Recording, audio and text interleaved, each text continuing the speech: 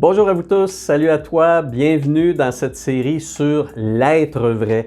Nous sommes présentement dans la composante sur l'âme. Nous avons déjà traité la question des reins, kiliarot en hébreu, et maintenant nous parlons du cœur. Nous en sommes à la 4e et dernière leçon là-dessus. Ce que nous avons vu déjà, c'est que le cœur physique est affecté par tous les intrants, tout ce qui vient de l'extérieur, les stimuli, les informations qui viennent par nos sens, ce que je vois, ce que j'entends, ce que je mange, etc.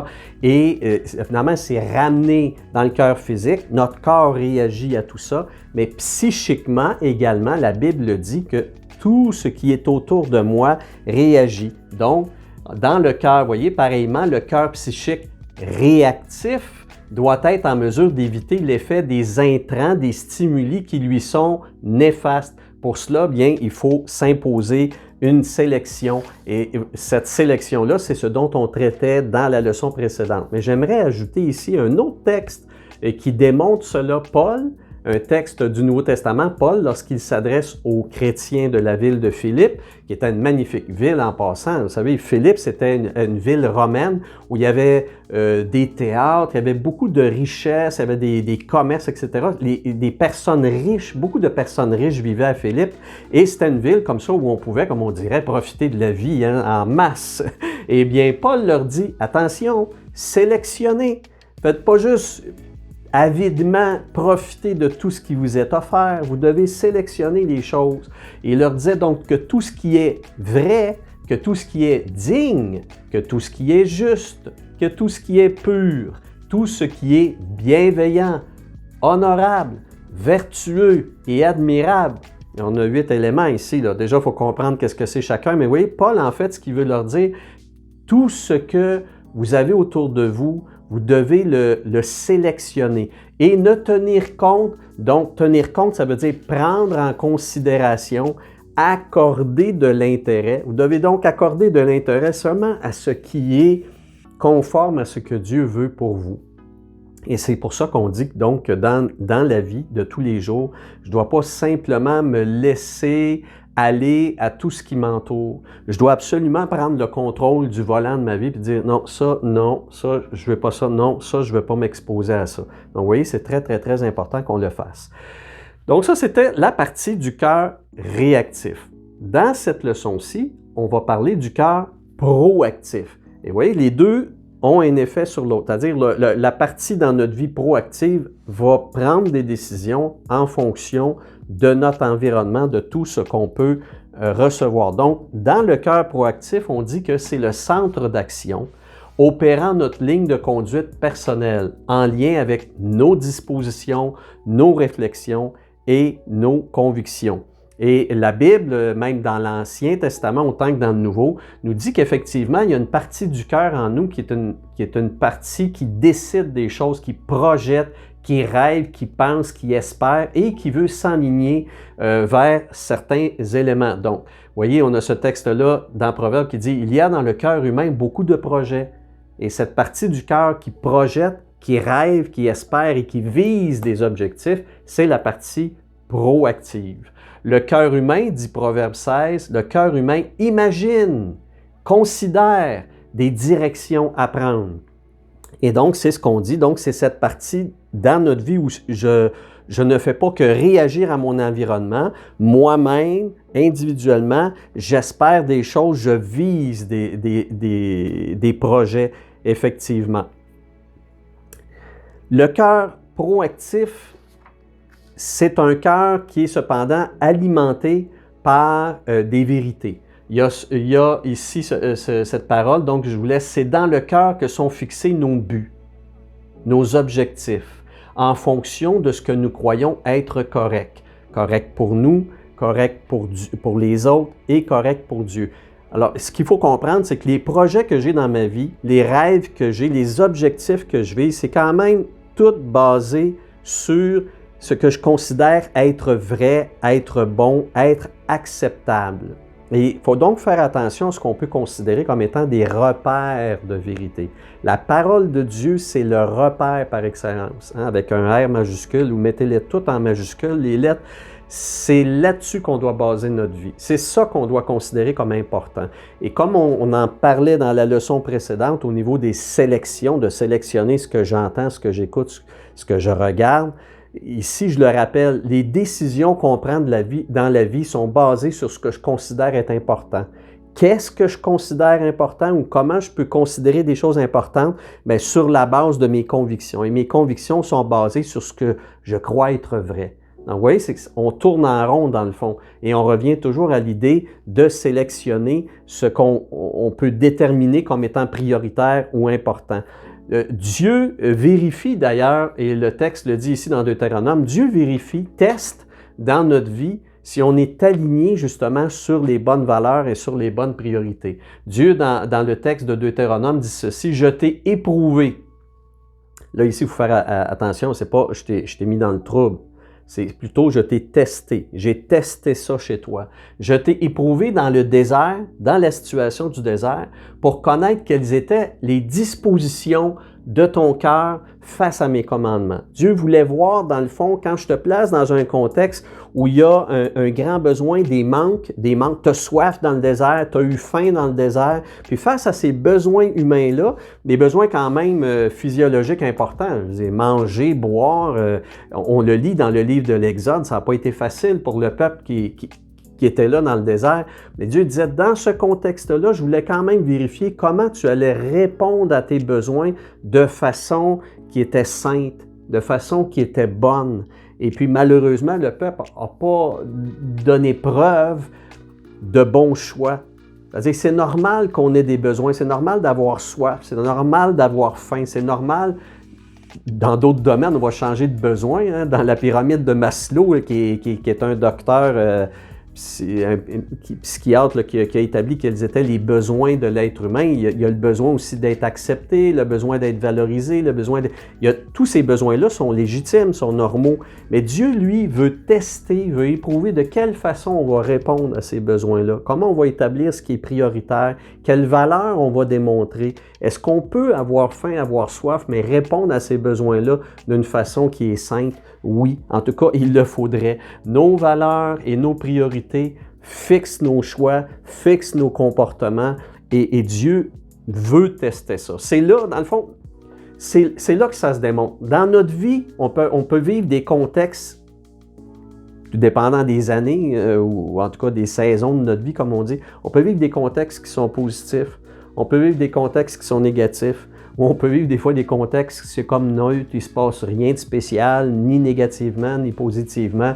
Mais Dieu, savez-vous, il est toujours en train de nous évaluer, nous tester là-dedans pour voir comment est ton cœur dans des situations de détresse, comment est ton cœur dans des situations de surabondance et de bien-être, où là, tu es adulé, même les gens te suivent sur Internet, et puis tu es convoqué, puis tu es aimé, tout le monde va être avec toi. Comment vas-tu réagir dans des situations comme celle-là? Ou comment vas-tu réagir dans des situations désertiques où tu n'as rien, t'as rien de spécial qui se passe dans ta vie?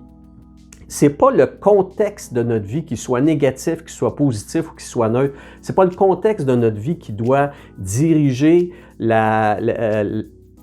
comment notre manière d'être et ce qui sera prioritaire, ce qui sera valable et nos comportements ultimement. C'est pas le contexte qui doit faire ça. Ce qui doit faire ça, c'est vraiment ce qui réside dans notre cœur. Puis Dieu, lui, c'est ça qui teste. C'est pour ça que c'est dit dans la Bible, Dieu sonde les reins et les cœurs.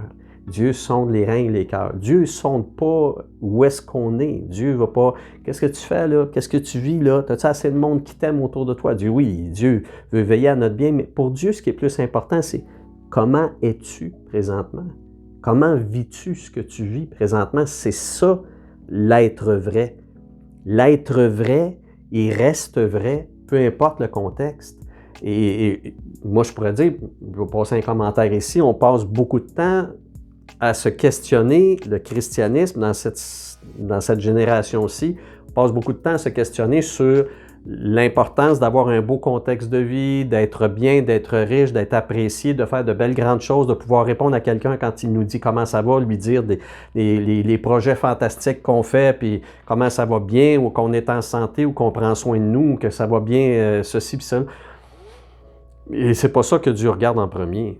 Dieu, ce qu'il veut dans l'être vrai, c'est vraiment cette bonté, cette bienveillance, cette paix intérieure, peu importe le contexte environnant. Donc c'est ça que Dieu teste tout le temps. Et quand on parle du cœur, vous voyez, on est en train de parler des vraies affaires, des choses que Dieu regarde et teste dans notre vie. Alors, on va regarder le texte suivant ici, ça nous dit « Peut-être diras-tu dans ton cœur, ces nations sont nombreuses, comment pourrais-je les chasser? » Vous voyez, on continue là-dessus. Des fois, le contexte est négatif. Et là, le peuple avait fait face, après la sortie d'Égypte, après toutes sortes de situations, de faim, de soif, etc., a fait face au défi d'entrer dans la terre promise. Et puis pour ça, il fallait prendre les armes. Et Dieu déjà les avertit. « Peut-être diras-tu dans ton cœur, ces nations sont trop nombreuses. » Et là, vous voyez, c'est le doute, la dévalorisation qui éteignent l'action. Et Dieu, vous voyez, est toujours en train, peu importe le contexte, Dieu est toujours en train de revenir au cœur dans ma vie. Et là, il y a un contexte qui va être un contexte de défi, un contexte de combat, un contexte d'effort qui exigera du courage. Et qu'est-ce que Dieu adresse? Dieu n'est pas en train de dire « Est-ce que tu as assez d'armes? Es-tu en train de forger des épées? Es-tu en train de gosser tes arcs et puis tes flèches, etc. » Dieu ne s'adresse pas du tout à ça. Dieu demande « Est-ce que tu vas te laisser aller au doute? Est-ce que tu vas te laisser aller à un cœur qui va se dire « me semble que je ne suis pas prêt. Je ne suis pas prêt à dire ça. Je ne peux pas régler ce problème. » Et puis, vous voyez ici, à la base, où est le problème? À la base, c'est sûr, quand on parle du doute, ils ne devraient pas se poser la question, est-ce que je peux régler ce problème-là moi-même? Est-ce que je peux régler ce problème-là moi-même? Non, je ne pourrais pas. Comme peuple, vous voyez, ils ne pouvaient pas régler ce problème-là eux-mêmes. Ils auraient dû avoir la réaction de foi, de confiance, de dire, je vais régler ce problème-là avec Dieu. Quand mon cœur ne voit que ses limites humaines, évidemment, mon cœur peut être livré à ce moment-là à l'incertitude, à l'insécurité ou au doute. Au contraire, parfois dans le texte suivant, Dieu dit « Garde-toi de dire en ton cœur ». On est toujours dans le même contexte, là. Garde-toi de dire en ton cœur, ma force et ma puissance, la puissance de ma main vont m'acquérir ces richesses-là, des peuples étrangers que je vais conquérir.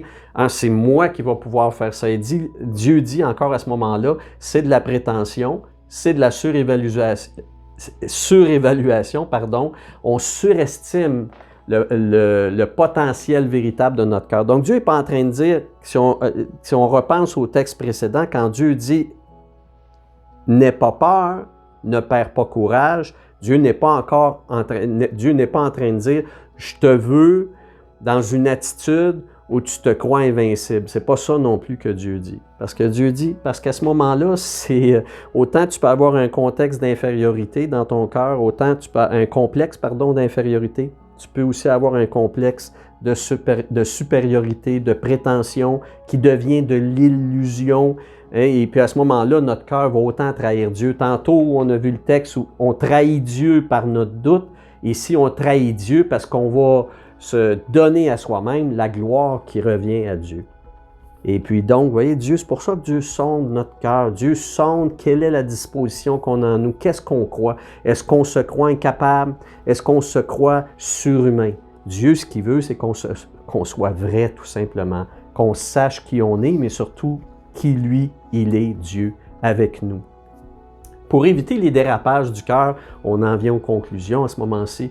Pour éviter les dérapages du cœur, on doit répondre comme le psalmiste. Magnifique texte, Psaume 86, 11, à apprendre. « Enseigne-moi tes voies, ô Éternel, je marcherai alors selon ta vérité. » Donc, que mes pensées et que mes convictions soient toutes en fonction de ce que toi tu dis de moi. Unis-moi, et le texte, littéralement, même ça dit « aligne-moi ». Donc, il y a une question de se mettre en ligne avec ce que Dieu dit. « Unis donc mon cœur » ou « aligne mon cœur » avec la crainte de ta personne, c'est-à-dire la conscience que Dieu, tu es là. L'attitude de quelqu'un qui fait assez confiance à Dieu pour dire « je vais avancer, je vais veiller sur mon attitude et pour le reste, Seigneur, je me fie à toi ». Parce que pour Dieu, ce qui est important, c'est pas d'être impeccable dans l'accomplissement de nos projets. C'est-à-dire, par exemple, pensons à l'apôtre Paul. L'apôtre Paul qui avait comme mission d'évangéliser le monde. Est-ce que Paul, dans l'atteinte de cet objectif-là, réussissait tout le temps? Non! Il a passé la moitié de ses années en prison, dans un trou. Comprenez-vous? Est-ce que lui, Paul, en prison, quand il était en cachot, pouvait dire « Oh boy, ça marche mon affaire, je réussis, je suis en train d'atteindre les contrées éloignées. » Non, pas du tout. Il est complètement vissé, complètement pris dans ce cube-là sombre et noir et froid. Mais comment Paul, malgré le fait qu'il était pris dans des cachots, comment Paul pouvait-il malgré tout être vainqueur? Mais c'était toute une question d'attitude dans sa vie. C'est qu'il se disait, à chaque jour qu'il se levait, bien, il pouvait prier Dieu, dire « Dieu, je sais que tu es là, tu es souverain, je suis pris dans mes chaînes encore, mais mes chaînes ne m'empêchent pas de prier, mes chaînes ne m'empêchent pas d'écrire. Et puis quand je vais avoir un frère qui va venir me visiter, je pourrais lui laisser mes lettres, ou si je ne suis pas capable d'écrire parce que je ne vois pas clair, on pense qu'il avait des problèmes avec ses yeux, je vais pouvoir lui dicter des lettres, et puis voilà, je vais laisser à ces chrétiens-là que je ne peux pas atteindre physiquement. Je vais leur laisser des enseignements. Et ce qu'il y a d'extraordinaire, c'est que Paul, ces enseignements-là écrits en prison, eh bien, ils nous sont encore disponibles. Voyez-vous, Paul a atteint non seulement des parties géographiques, mais des parties temporelles. Paul nous parle encore 2000 ans après. Alors, vous voyez, c'est ça. Tout est une question d'attitude. Paul a gardé une attitude tout en sachant ses limitations, une attitude où il savait que Dieu allait pallier, que Dieu serait là, puis que même s'il ne peut pas annoncer des réussites extraordinaires en ayant atteint physiquement ou géographiquement des zones pour évangéliser, il savait dans sa confiance en Dieu que dans les limites qui étaient les siennes, il pouvait faire ce qui était essentiel, c'est-à-dire garder un cœur bienveillant, garder sa foi en Dieu, etc. Un autre maître, donc, si on continue, prioriser dans notre vie le proactif sur le réactif. Qu'est-ce que ça veut dire? Quand la sagesse viendra dans ton cœur, ça c'est beau ça, quand la sagesse viendra dans ton cœur et que le savoir fera le plaisir de ton âme, le bon jugement te gardera et la saine réflexion te préservera. Donc, vous voyez, c'est une construction, c'est un travail où il faut changer notre façon de penser selon la sagesse de Dieu. Je dois établir dans mon cœur des arguments basés sur la sagesse de Dieu. Et ça peut demander conseil, ça peut demander suivi, etc. Mais vous voyez comment le cœur est essentiel. Conseil final sur le cœur. Nous ne pouvons pas toujours éviter les intrants néfastes, les stimuli négatifs de notre environnement. Que ce soit les distractions chronophages. C'est quoi ça, chronophage? Ben, c'est quelque chose qui bouffe du temps, OK? D'écouter des vidéos sur vidéo. J'ai ma petite fille de ce temps-ci qui est sur TikTok. Elle peut passer des heures là-dessus si je ne l'arrête pas. Ça, j'appelle ça des distractions chronophages. Ça bouffe le temps, mais que ça résulte à pas nécessairement quelque chose qui te grandit intérieurement. Bon, ça, c'est un exemple. Parenthèse, distraction chronophage, c'est ça. Des tentations impures, des violences verbales qui sont autour de moi, psychologiques, etc. On ne peut pas donc toujours éviter ces dangers-là dans notre environnement social humain. Cependant, nous pouvons cesser de laisser les commandes à nos penchants, à nos douleurs, à nos carences. C'est à nous de décider, c'est notre responsabilité. Paul n'a pas abandonné son cœur au contexte qui était souvent néfaste dans sa vie. Il était tout le temps face à de l'opposition, face à de la persécution, dans des chaînes, etc. Mais Paul n'a pas laissé ce contexte environnemental-là prendre le dessus sur son cœur. Et en se laissant, revenons à ce texte que j'avais mis en introduction de la série sur le cœur, Proverbe 4, verset 23. « Plus que tout ce que tu dois surveiller, garde ton cœur en priorité, car tout ce qui ressort de ta vie découle de ce qu'il a choisi. » Oh boy, hein? Ça ferait un bon refrain de chanson, ça. C'est à apprendre par cœur. C'est exactement dans cette parole-là qu'on trouve toutes les leçons que j'ai essayé de vous partager. Tous les éléments sont là et il faut voir justement là-dedans pourquoi Dieu prend cette importance à sonder notre cœur, sonder nos reins. C'est important. Donc, ça conclut ici la série sur l'âme. Nous aurons une dernière partie ensemble et cette partie-là va être sur le corps parce que Dieu voit que le corps, Dieu considère que le corps a une importance sur notre vie. On l'a vu un peu déjà avec le cœur en voyant que les sens du corps créer des réactions sur le cœur, mais on va s'arrêter plus spécifiquement sur la place, l'importance du corps dans la sainteté, dans la consécration à Dieu. Donc, je vous attends pour cette dernière partie de notre série sur l'être vrai. À bientôt.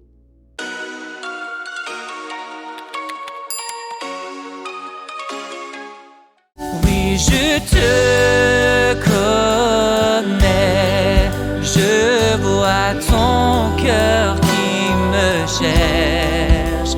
Peu importe où tu vas.